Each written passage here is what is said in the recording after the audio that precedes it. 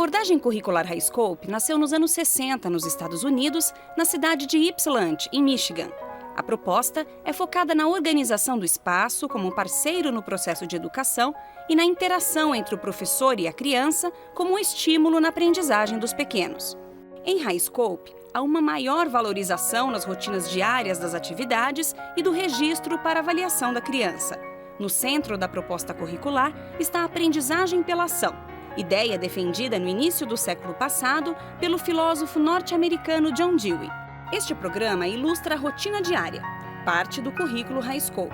As cenas foram gravadas em várias pré-escolas, que usam este modelo de aprendizado participativo.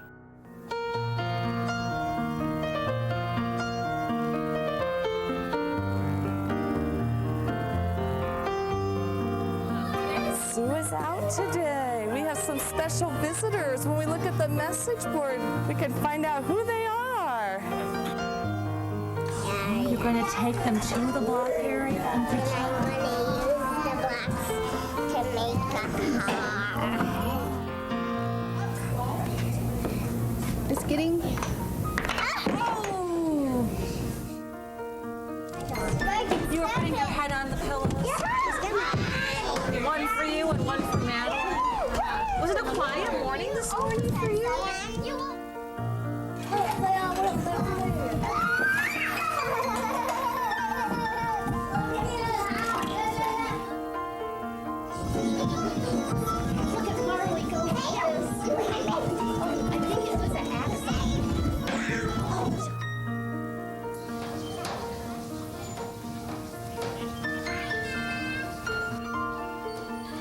For over 30 years, the High Scope curriculum has enabled children to take the small steps in life that will prepare them for their future learning and life decisions. I know it's frustrating. How can we help you?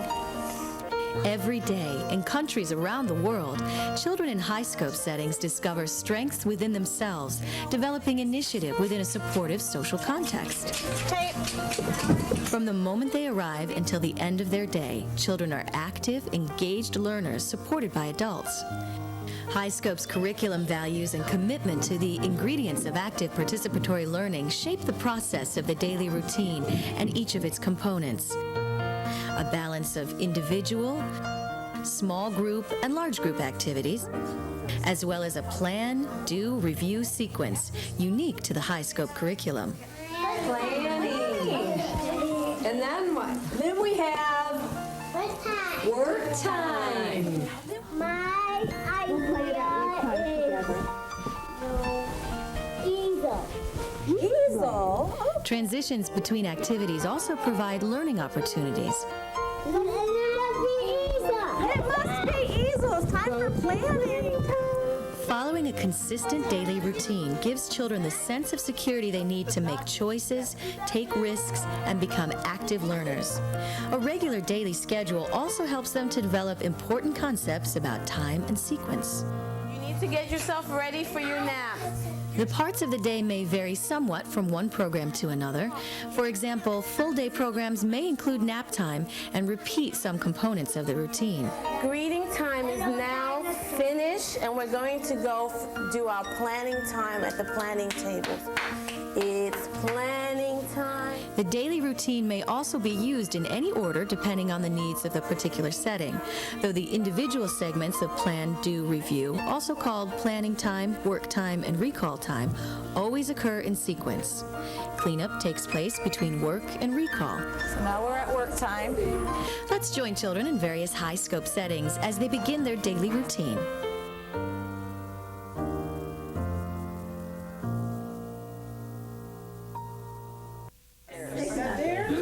Bats have good hearing, and they help bats know where they're going. The day begins with greeting time. Greeting time provides a smooth transition from home to school and helps children settle into the daily routine. So she's going to come to our school because she comes from China. A message board, written by adults using pictures and symbols, gives children and adults a chance to share and discuss important information about the day. And you do too? Well, it looks like she's coming at work time. During this time, teachers also provide important individual attention to children during the initial separation from their parents or their caregivers. Parents often join in for this part of the day. You're probably going to see me in all the areas. Well, where are you going to start? Let's put this where you're going to start. The first place you're going to play. Have you thought about what you want to do? Planning time, the first part of the plan, do, review process, is an important part of the day in any high-scope program. This is a 5 to 10 minute period when children consider what they'll do during work time. Adults divide the children into small planning groups, each consisting ideally of 6 to 8 children. Are you going to ask other children to play with you? The same adult and children will also review together after cleanup, which comes at the end of work time. The idea behind planning time is very simple: to give children an opportunity to think about what they're going to do before they do it. Start in the book area. In other words, it encourages children to act with purpose and intention. What will you need to bring to the book area to start your plan, Jordan? Just a cake. Just a cake. What did you just point to? Children plan in many ways. For example, pointing is an effective technique to use with children who may not be ready to verbalize their plans. Yes. Naya, what are you going to do today? Hula-Hoop Planning is an example of how teachers can use props to help children take turns describing what they want to do. Planning with pretend binoculars is another example of how a prop can be used to encourage children to indicate their plans. You're going to play with the animals today, too? And we're going to play. Okay, so you've got the unicorns and the animals, and you need pillows. Also, as children develop their skills, they may choose more abstract planning strategies, such as drawing pictures or writing about what they want to do during work time. Reed, I see that you wrote your name here by the block area. It sounds like Jake's going over there, too. He's going to play seagulls. Do you know what you're going to play over there? You're going to play seagulls with Jake? Yeah. Once plans are made, work time begins. There's going to be a wedding today? Who's getting married? During the 45 to 60-minute work time, high-scope preschoolers carry out their plans, solve problems, and talk about their experiences with other children and adults. They are able to retrieve their own materials they need because teachers have organized and labeled the room's areas and materials. High-scope teachers are trained to observe children carefully and objectively during work time and to participate as partners with them in their activities. Thank you. Can I bring a guest to the wedding? Great. An unsunny wedding at 4. In this way, adults actively support children's initiatives and extend their thinking and learning. Smile. Oh, what a beautiful bride. The teachers' questions and responses are guided by important curriculum content areas. 4.5. A 4.5. No, that's a 5.5. Such as language and literacy, math, science, social studies, the arts, and physical development. Children are very active and purposeful during work time because they pursue activities that interest them. As they become engaged, But you're not happy with playing with the Legos. their plans may shift or change completely. Well, let's see what we can think of that you can think of something that you'd like to do. Children are not held by adults to their original plans. Rather, teachers support children's changes and help them think through their new or revised plans. What if we walked around the room to see what was available? When work time is nearly over, children are reminded that it's almost time to clean up, so they have time to prepare for this transition. Oh my goodness. It's a good thing I glanced at my watch. We need to give everybody a message that we have just about 2 minutes only. I want to turn the lights off. Cleanup time enables children to bring their work time activities to an end and to return materials to their proper places. Again, using the room's organization and labeling to carry out this activity with independence and confidence. How can we get it in there? That's it. Finding, using, and then returning materials on their own also helps children develop an understanding of how their world is organized. Cleanup time also provides many opportunities for children to work with math concepts as they order materials by size, sort, and group similar things together. John said he worked in 3 areas. What area did you go to first, John?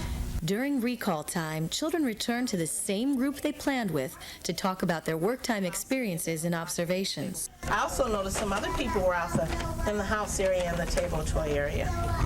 And then I saw you leave the water table. Where did you go? Recall time allows children to bring closure to the plan, do, review cycle.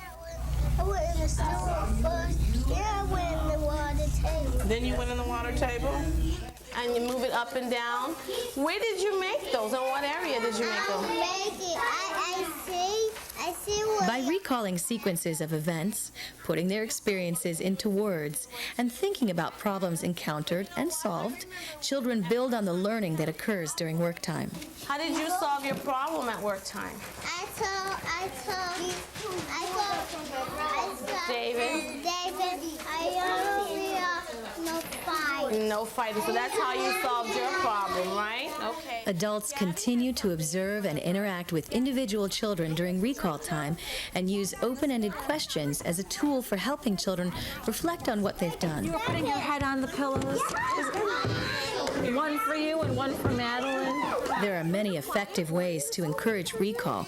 In fact, many planning strategies are also good recall strategies.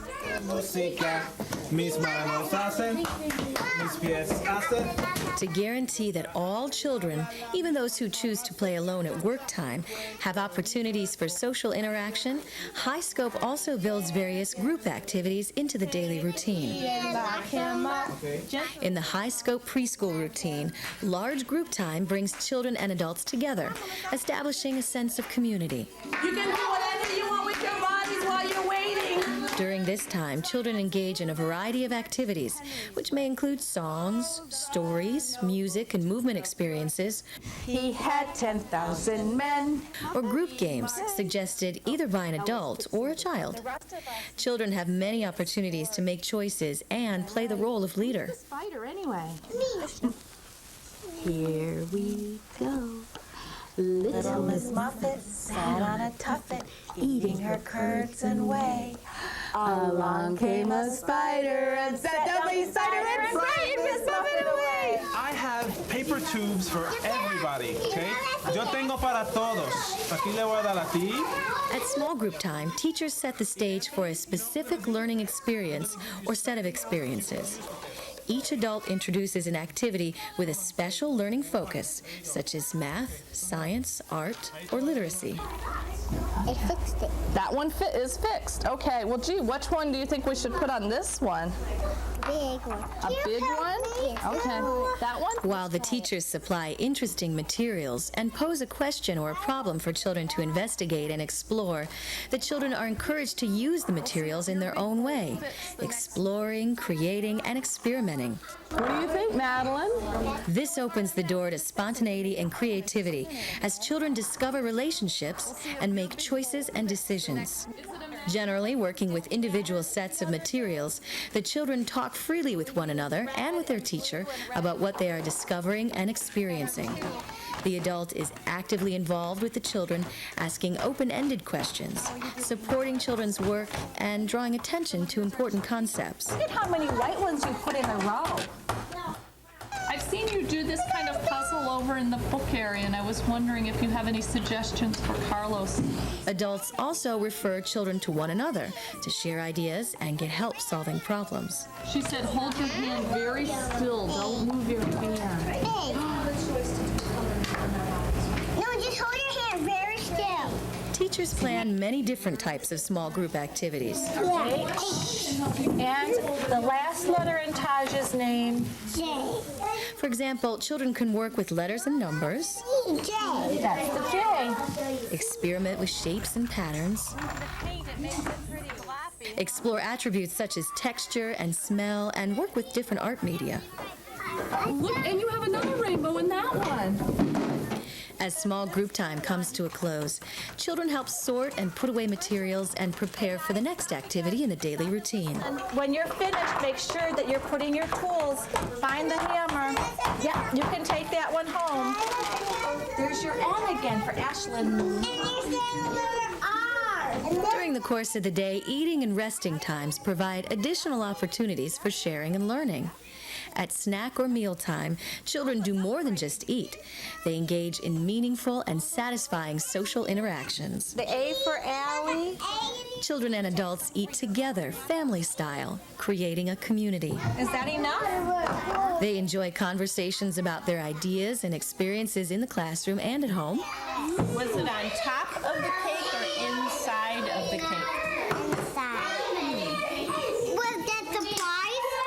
Also at snack or mealtime, children learn how to take care of their own needs by pouring their own drinks, sometimes making all or part of the meal. But when you want to make bread, you don't want all this other stuff, do you? Irene, can you put that at one of the tables? Serving food and cleaning up after themselves and others. You need to get yourself ready for your nap. Your shoes are still on. As with other self-care routines that require adult support, caregivers can use resting times to build trusting relationships with children. These times can also provide valuable learning experiences and encourage independence, as children actively participate in determining their quiet time activities and routines. For example, children who do not want to sleep can choose to lie on their mats and look at books.